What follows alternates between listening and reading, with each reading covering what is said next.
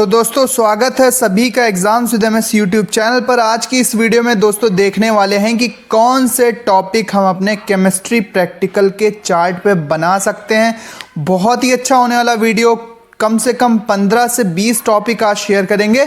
कोई भी टॉपिक उठा के बना लेना चार्ट पे अपने, बहुत काम आएगा। वाइवा भी जल्दी से तैयार हो जाएगा, पूरा प्रैक्टिकल अच्छा निपट जाएगा। दोस्तों होता कुछ इस तरह से है कि 30 नंबर का प्रैक्टिकल होता है हमारा क्लास 12th केमिस्ट्री में, उसमें चार्ट बनवाया जाता है। तो चार्ट से क्या होता है, वाइवा पूछा जाता है। वाइवा में क्वेश्चंस करता है एग्जामिनर, जिसके आपको आंसर करना होते हैं। अगर सही आंसर दे दोगे तो आपको 30 के 30 नंबर मिल जाते हैं। देखो बात ये है सीधी सी, अगर नहीं बता पाओगे तो 25, 26, 27, 28 ऐसे नंबर मिलते हैं। अगर आपको 30 के 30 नंबर चाहिए तो आपको चार्ट अच्छे से बना के ले जाना है और चार्ट से रिलेटेड जितना भी है उसको ढंग से पढ़ के जाना होता है, ताकि आप सही उत्तर बता पाओ और अच्छे से अपना वाइवा प्रैक्टिकल निपटा पाओ। प्रैक्टिकल की कॉपी तो लिखी जाएगी, साथ ही साथ हमें वाइवा भी देना होता है।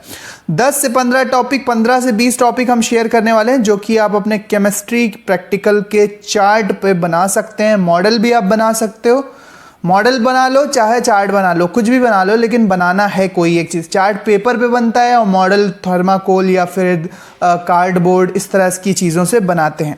तो सबसे पहला जो टॉपिक हम बना सकते हैं, विलियन नाम के चैप्टर से आपको आरओ प्रतिलोम परासरण वाला टॉपिक आपको क्वेश्चन बैंक में मिल जाएगा। विद्या क्वेश्चन बैंक में, किसी और क्वेश्चन बैंक में भी मिल जाएगा। प्रतिलोम परासरण, आरओ, रिवर्स प्रतिलोम मतलब रिवर्स और परासरण मतलब ऑस्मोसिस। आरओ तकनीक होती है एक, जिससे पानी शुद्ध किया जाता है, जानते होंगे आरओ प्योरीफायर। तो आरओ का जो सिद्धांत है, जो थ्योरी है, वो यहाँ पर दिया हुआ है, उसको बना लेना। चार्ट पे ये डायग्राम बना लेना। पूछेगा क्या बनाया है, बोल देना आरओ बनाया है। रिवर्स ऑस्मोसिस कैसे होता है वो बनाया, बस इतना एक पैराग्राफ पढ़ लेना और लेके पहुँच जाना अपना वाइवा देने। अगला टॉपिक दोस्तों जो आप बना सकते हो, ये तो हो गया number 1 topic, reverse osmosis RO वाला टॉपिक आप बना सकते हो। देखो कितना सिंपल सा फिगर है इसका, सिंपल सा डायग्राम रहेगा, ठीक है। तो ये रिवर्स ऑस्मोसिस हो जाएगा। ऑस्मोसिस परासरण के उल्टी जो प्रक्रिया होती है वो रिवर्स ऑस्मोसिस होती है। टाइम निकाल के इसको पूरे पैराग्राफ को, छोटा सा पैराग्राफ है, पढ़ लेना। अगला दोस्तों आपको जो टॉपिक बना सकते हो आप, विद्युत कण संचलन। विद्युत कण संचलन का सिंपल सा डायग्राम है, सिंपल सा फिगर है रहेगा इसका। विद्युत कण संचलन आपको पृष्ठ रसायन वाले चैप्टर में मिलेगा। क्या होता है, अगर हम कोलाइडी विलेन को एक यू आकार की ट्यूब में भर दें और दोनों तरफ से उसको करंट पास कर दें, तो धनावेशित कण किधर भाग जाएंगे, कैथोड की तरफ, मतलब निगेटिव पॉजिटिव की तरफ, और निगेटिव जो कोलाइडल पार्टिकल्स होंगे वो पॉजिटिव की ओर भागने लगेंगे। ऐसा होता है वैद्युत कण संचलन।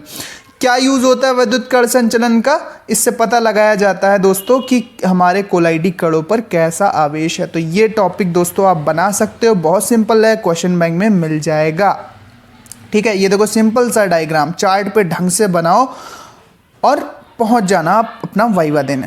इसके बाद टिंडल प्रभाव दोस्तों एक बहुत ही अच्छा टॉपिक रहता है। टिंडल प्रभाव भी कोलाइडल विलयन, जो पृष्ठ रसायन वाला चैप्टर रहता है केमिस्ट्री में, वहाँ पर आपको मिलेगा।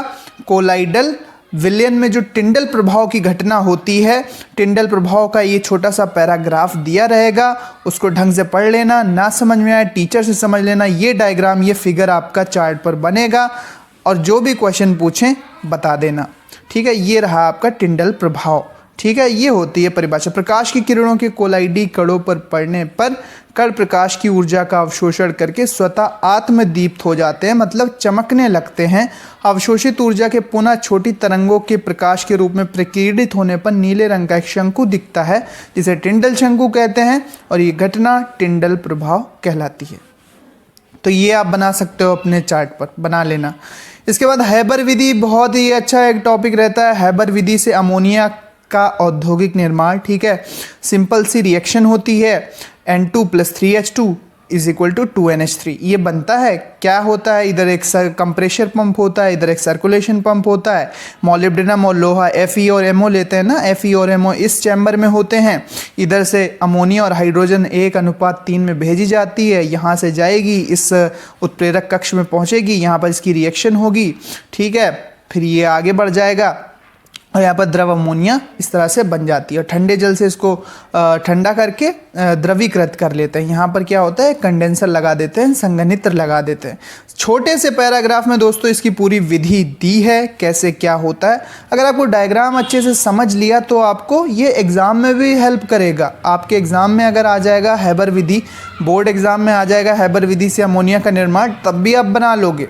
तो प्रैक्टिकल में कोई ऐसा टॉपिक चुनना चार्ट पे बनाने के लिए या मॉडल बनाने के लिए जो आपके एग्ज़ाम में भी हेल्प करे, ठीक। तो 2 in 1 काम हो जाएगा।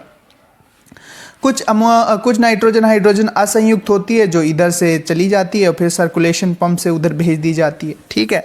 तो यहाँ पर ये बहुत चलती है हैबर विधि से अमोनिया के निर्माण का प्रक्रम। सिंपल सा डायग्राम है, कोई कठिन नहीं है, बना सकते हो। अगला दोस्तों यहाँ पर आपको एक और टॉपिक मिलता है, बर्कलैंड और आइड विधि द्वारा नाइट्रिक अम्ल का निर्माण। HNO3 जो होता है ना, नाइट्रिक अम्ल, इसका निर्माण है बर्कलैंड और आइड विधि द्वारा। ये डायग्राम है यहाँ पर, ठीक है। तो ये सिंपल सा एक डायग्राम रहेगा। इसमें 3-4 कक्ष होते हैं मेन अवशोषण टावर, ऑक्सीकारक कक्ष, शीतलक होता है, बॉयलर होता है और यहाँ पर कॉपर के इलेक्ट्रोड से विद्युत आर्क उत्पन्न किया जाता है। यहाँ पर आप पढ़ पाएंगे बर्कलैंड और आइड विधि द्वारा नाइट्रिक अम्ल के उत्पादन करने में जो संयंत्र है, जो प्लांट है, वो इस तरह से उसका रेखा चित्र ये है। रेखा चित्र नहीं, थोड़ा सा डायग्राम है, फिगर है, ठीक है। तो ये आप बना सकते हो। इसका थ्योरी दोस्तों दिया है विद्या क्वेश्चन बैंक में, साफ साफ अच्छे से 2-3 बार पढ़ लोगे, बिल्कुल आसान है, कोई दिक्कत नहीं है। पहले नाइट्रिक ऑक्साइड बनता है वायु से, ठीक है। वायु इधर भेजी जाती है, इसका जो है नाइट्रोजन और वायु के कॉम्पोजिशन से नाइट्रिक ऑक्साइड बनता है। इसको ठंडा कर लेते हैं यहाँ पर और फिर इसका ऑक्सीडेशन हो जाता है तो नाइट्रोजन डाइऑक्साइड बन जाता है और इस पे इधर जल से बारिश कर देते हैं। ये क्वार्ट्ज के पत्थर हैं, धीरे धीरे गैस यहाँ से NO2 उठती है, नाइट्रोजन डाइऑक्साइड, ऊपर से जल की वर्षा कर देते हैं तो HNO3 बन जाता है, जिसको यहाँ पर साइड में निकाल लेते हैं, नाइट्रिक अम्ल बन जाता है। इसके बाद दोस्तों एक और नाइट्रिक अम्ल बनाने की विधि होती है जिसे कहते हैं ओस्टवाल्ड विधि द्वारा नाइट्रिक अम्ल का निर्माण। तो इसमें भी कुछ इसी तरह से होता है। अमोनिया और वायु का मिश्रण भेजा जाता है उत्प्रेरक कक्ष में, जहाँ पर प्लेटिनम PT जो होता है वो उत्प्रेरक होता है। यहाँ पर 700-800 डिग्री सेल्सियस टेम्परेचर होता है, प्लेटिनम की जाली होती हैं।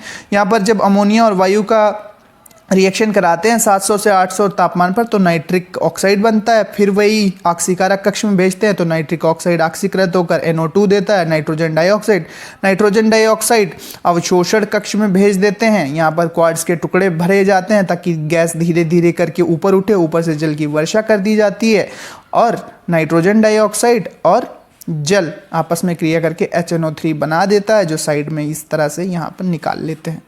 तो ये ओस्टवाल्ड विधि भी अच्छी है, चार्ट पे बना सकते हो, इसका मॉडल भी बना सकते हो, ठीक है। थ्योरी आपको क्वेश्चन बैंक में मिल जाएगी, आराम से पढ़ लेना, कोई कठिन नहीं है। एग्जाम के लिए भी इंपॉर्टेंट है, बड़ा क्वेश्चन आ सकता है इसका 6 नंबर 5 नंबर में।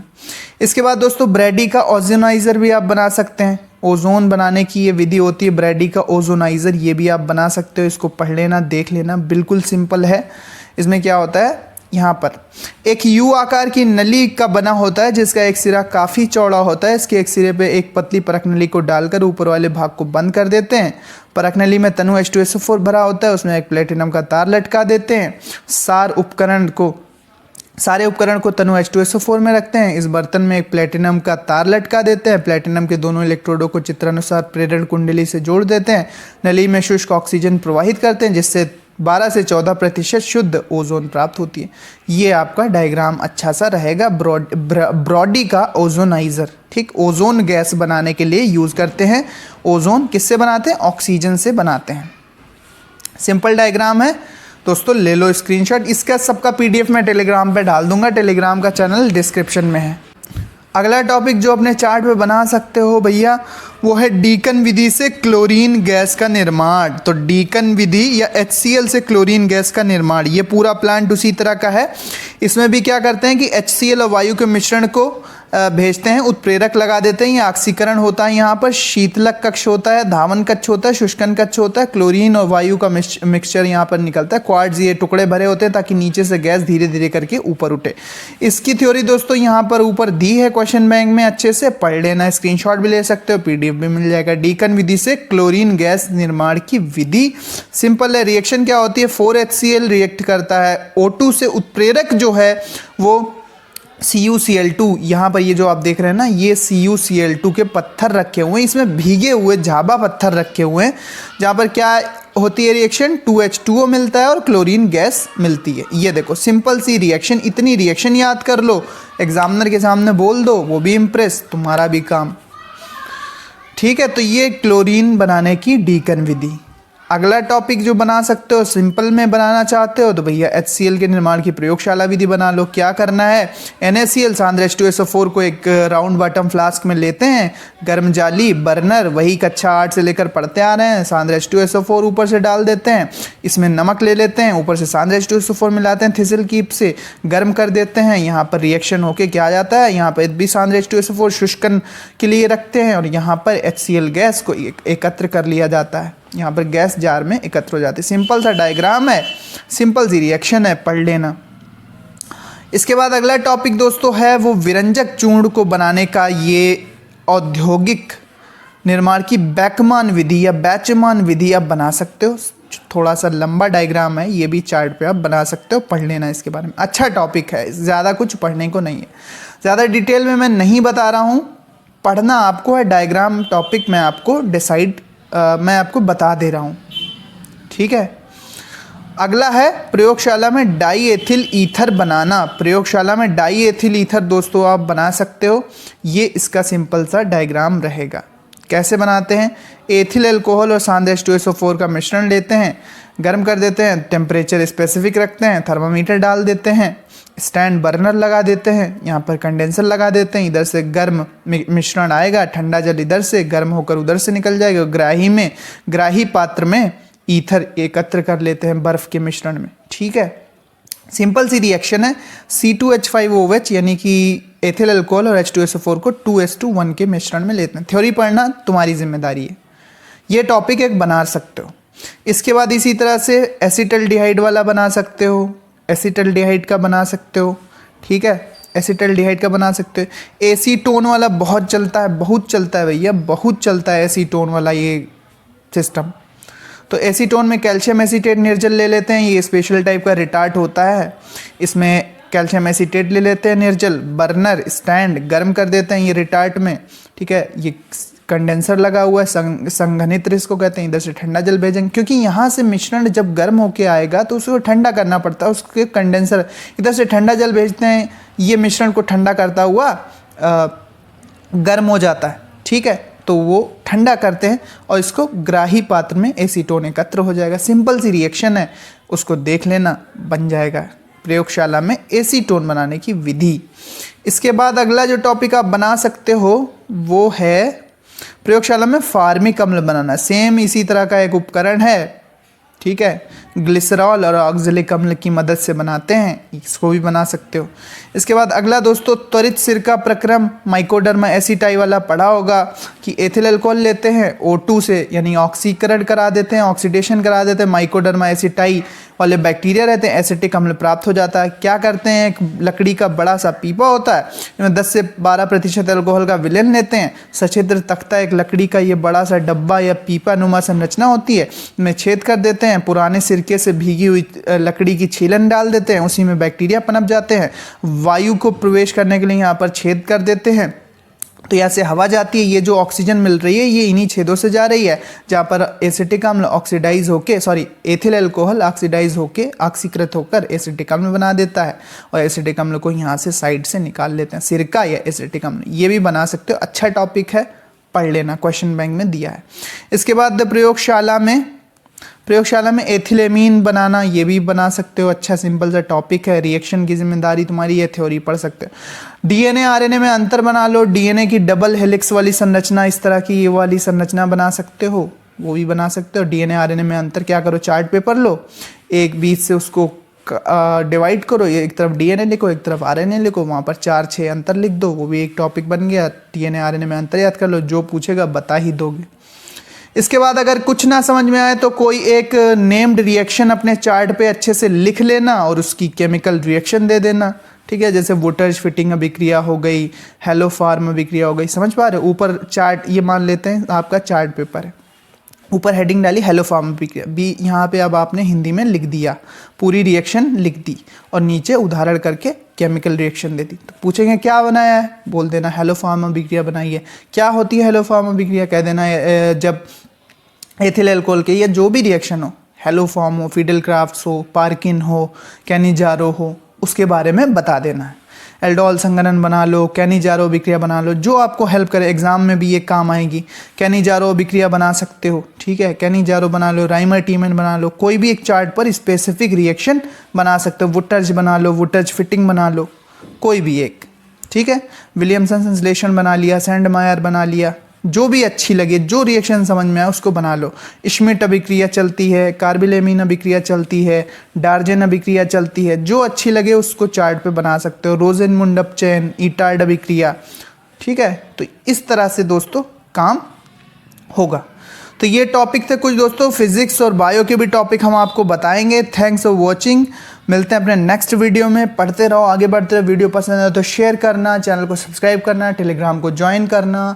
Thanks for watching and good luck for practical, good luck for exam. Thank you and bye bye. मिलते हैं नेक्स्ट वीडियो में। जय हिंद, जय भारत।